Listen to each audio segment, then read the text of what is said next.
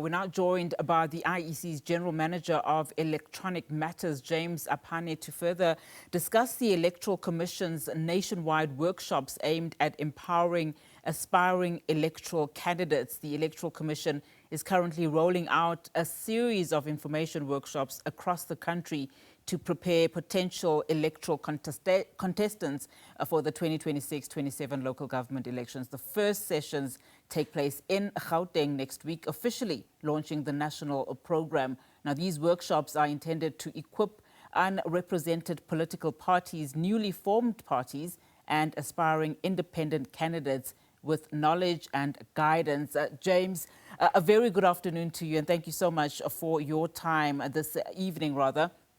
Give us a sense then of what the workshops entail. Perhaps outline the rollout plan and how these workshops fit in or align with your broader mandate, to encourage voter participation and confidence.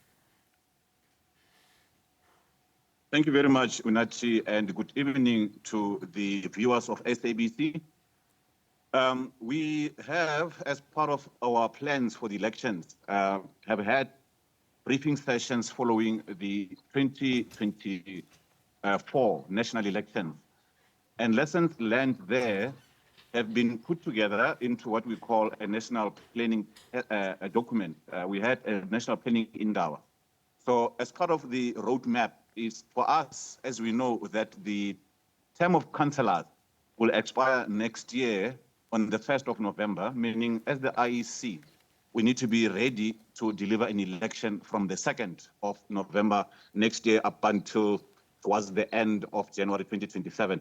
The minister is yet to announce, but it's very important for us to engage communities, those that are already registered with us and those that would like to still register, and obviously the aspirant independent candidates. So those are the key elements that we're trying to focus on to start early so that people do not have to come up with excuses, by the way, to say they did not know and they did not have enough time.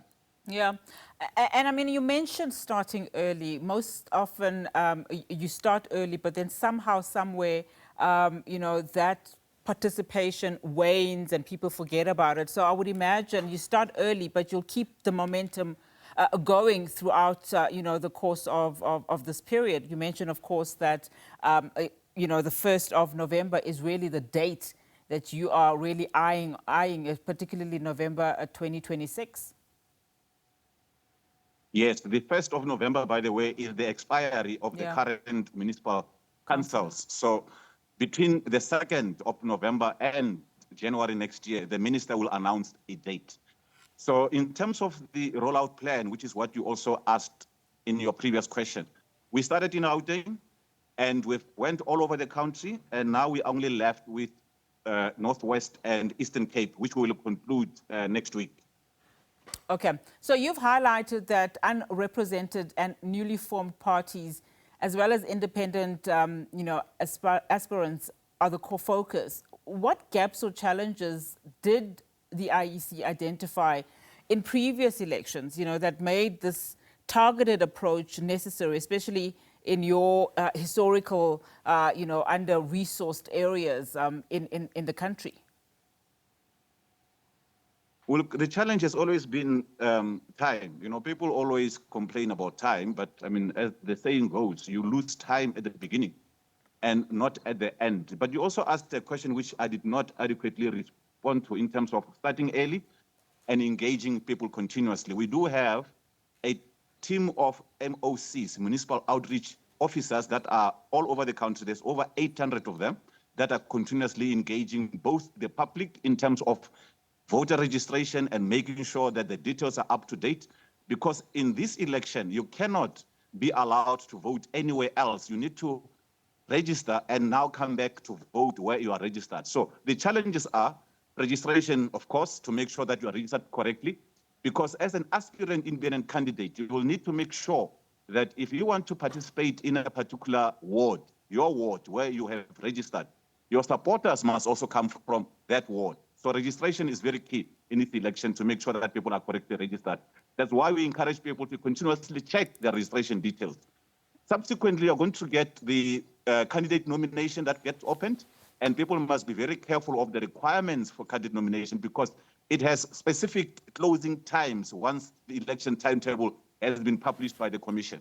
So when the commission, or actually the timetable says closure for candidate nomination is at 5 o'clock, it literally means 5 o'clock and nothing else. We do provide opportunities for people to submit their candidacy online.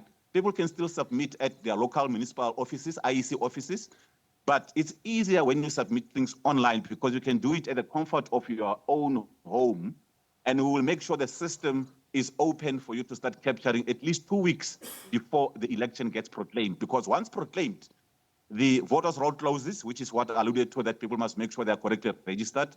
So once an election is proclaimed, the minister proclaims the election, the voters' roll closes, candidate nomination opens.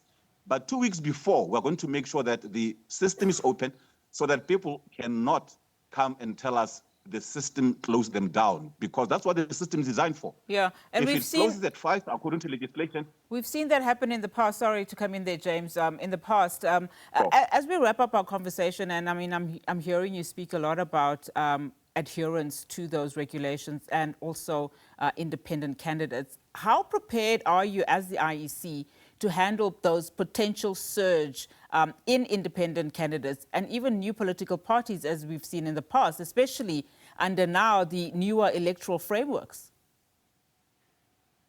Well, we've dealt with big numbers before. Things like, for instance, we always have over 200, almost 200,000 people that show interest in participating. I mean, we know now that we have over 500 parties registered, and the numbers are increasing. When it comes to candidacy, there's always an interest, and we as the IEC, we do have systems in place to make sure that everyone will be given a chance to participate in this election. Once we close candidate nomination, people meet the requirements. We usually have about 100,000 people that qualified and got certificates to participate in the election.